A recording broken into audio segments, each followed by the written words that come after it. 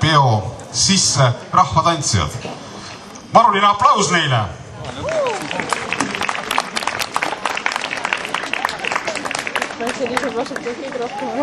Helitehnik on meil paigas.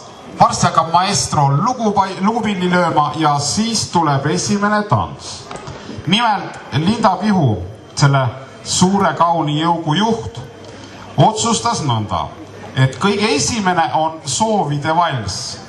See on väga lihtsal põhjusel, et kõik soovid, mis jaani laupäeval ja selle eelneval päeval soovitakse, peaksid tingimata nagu paika jooksma. Ja esitavad siis selle kauni tantsu Sukad ja Tagi. Tähendab, mida see Sukad ja Tagi tähendavad, eks nad pärast ise räägivad.